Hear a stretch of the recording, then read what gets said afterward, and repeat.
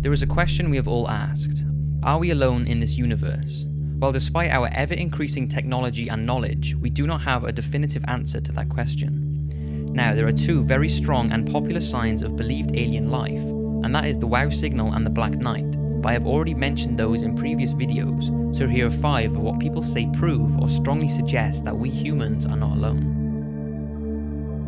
The link between ancient Egypt and extraterrestrials has long been discussed, and we are all familiar with the speculation about alien intervention when it comes to the Egyptian pyramid design and construction. But whether you believe in that theory or not, there is one thing that people swear shows strong signs aliens did visit Earth during those times: the Egyptian hieroglyphics, which are literary characters in a symbolic alphabetic form of writing. And one of the most interesting discovered hieroglyphics that many say has links with extraterrestrials is the 2,000 to 3,000 year old so-called Abydos helicopter. It was found in an ancient temple that was built by Seti I and his son Ramses II in Abydos, Egypt. Now, looking at it, what's the first thing you can spot? Well, there's no denying that this looks like a helicopter, this looks like some sort of boat or yacht, this looks like a ship of some sort, and that looks like what many say is a futuristic ship or glider. So this was found on a stone slab that was supporting the ceiling. It was studied and concluded that it was nothing more than an accidental illusion caused by overlapping hieroglyphics, where plaster had been set onto the stone to replace the writing underneath, and that was it.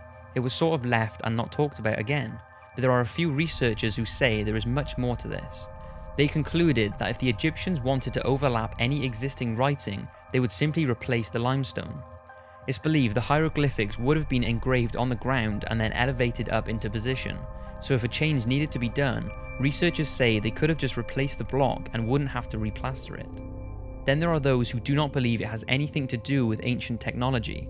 They say if there were vehicles like the ones believed to be shown, then surely there would be a lot more evidence of them and not just on one single inscription.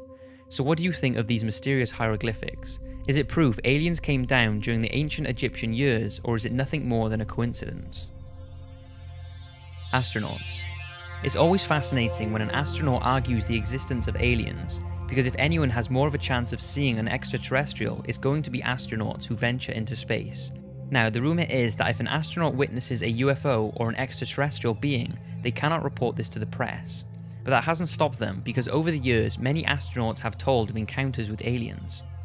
In June 1965, when astronauts Ed White and James McDivitt were passing over Hawaii in a Gemini spacecraft, they say they witnessed a strange-looking metallic object with long arms sticking from it. McDivitt took pictures, but he said that it did not capture what he could see properly due to the glare and the grubby window. The rumour is that he also took a video, but this has never been released. McDivitt has said that some UFO promoters did exaggerate the story, but debunkers did also underestimate it. Another sighting by astronauts happened in December of the same year. Gemini astronauts James Lovell and Frank Borman saw an unidentified spacecraft some distance from their capsule. The Gemini Control Center told him that he was seeing the final stage of their own booster rocket, but Frank confirmed that he could see the booster rocket and the unidentified object was something completely different, but what exactly it was is a mystery.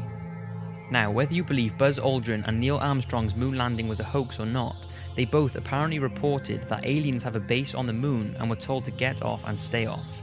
According to unconfirmed reports, both Neil and Buzz saw UFOs shortly after landing on the moon on the 21st of July 1969. According to former NASA employee Otto Binder, unnamed radio hams with their own VHF receiving facilities that bypassed NASA's broadcasting outlets picked up the following exchanges. What was it? What the hell was it? That's all I want to know. What's there? These babies are huge, sir, enormous.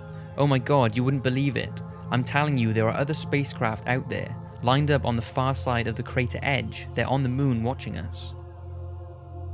According to former naval officer and Russian UFO researcher, Neil Armstrong relayed the message to Mission Control that 2 large mysterious objects were watching them after having landed, but the message was censored and never heard by the watching public. NASA's cover-ups. The fact that NASA conceal information from the public has led many to believe that they are aware of the existence of alien life. And one of the most talked about cases of a NASA cover-up comes from Dr. Edgar Mitchell. He was part of the Apollo 14 space mission in 1971, and during his 2 lunar missions, he spent 33 hours on the moon. Dr. Mitchell said that he was aware of several UFO visits during his career, but each one had been covered up. He He said that workers at the space agency had described aliens as little people who look strange to us.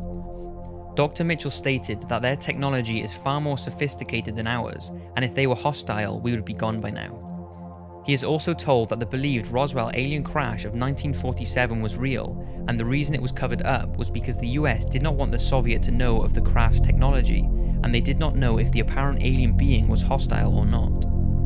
Apparently, officials from NASA have commented on Dr. Mitchell's statements by saying, NASA does not track UFOs and is not involved in any sort of cover-up about alien life on this planet or anywhere in the universe. Dr. Mitchell is a great American, but we do not share his opinions on this issue. But Edgar continues to claim that aliens and alien craft are real and is positive that we are being watched right now. Another thing people more recently have pointed out is the International Space Station's HD live feed is often cut when objects are seen in space. In 2014, NASA allegedly cut the live feed coming from the Earth viewing cameras mounted on the space station just when a mysterious UFO appeared to hover over the Earth. UFO watchers claim that the drop-off in the live feeds as soon as a UFO comes into view is an obvious and deliberate attempt to hide what they believe are regular sightings of alien spacecrafts observing Earth. Some say this is the moon or a lens flare, and others believe it's an alien craft. Also, UFO watcher Toby Lund apparently spotted a UFO on the live stream outside the space station before the stream was interrupted for around 15 seconds. Needless to say, it's certainly strange that NASA cut the video when things like this happen. Maybe it's just a coincidence due to them experiencing technical difficulties, or maybe they know something that we don't. The size of our universe.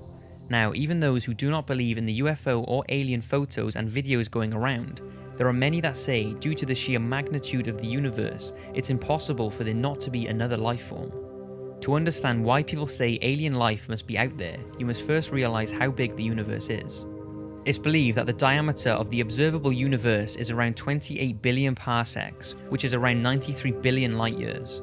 Now, a single light year is just under 6 trillion miles, which is a ridiculous number. So 6 trillion times 93 billion.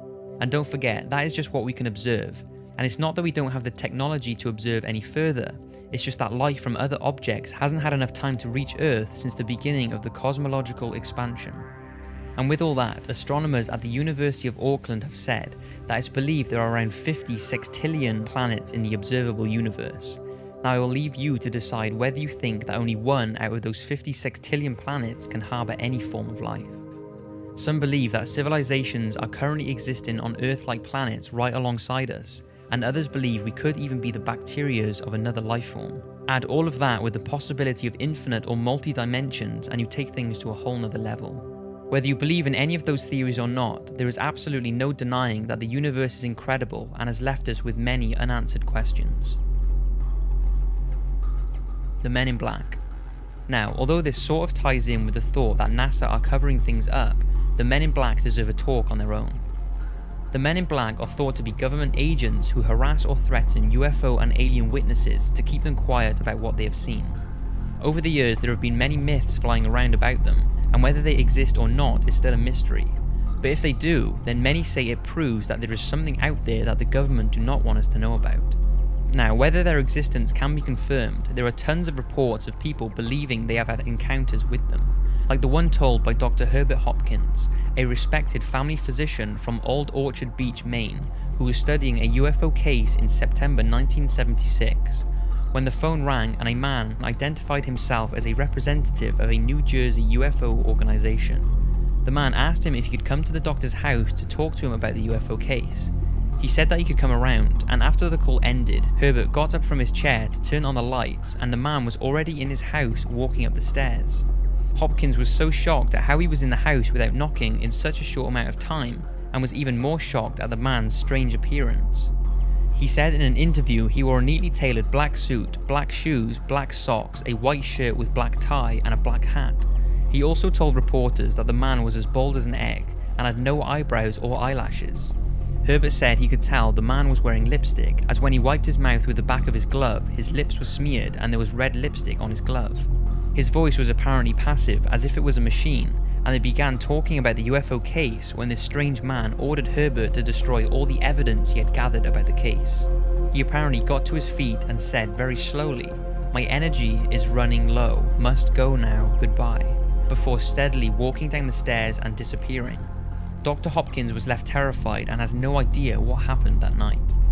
Another very unique case started on the 14th of October 2009, when two witnesses believed they saw a triangular unknown aerial object outside of a hotel, and a UFO case file was opened. Then, several weeks later, two unidentified men in black visited the same hotel looking for the two witnesses who saw this UFO. The two witnesses were not there at the time, so the men in black harassed the hotel staff for approximately 30 minutes before leaving. Those who spoke to the men said they were completely bald with no eyebrows or eyelashes. They apparently had relatively big, strange eyes and did not blink once whilst talking. Now, there is no real proof whether or not the video footage and reports are a hoax, or whether it really did happen and the men in black are out there trying to keep us from knowing too much.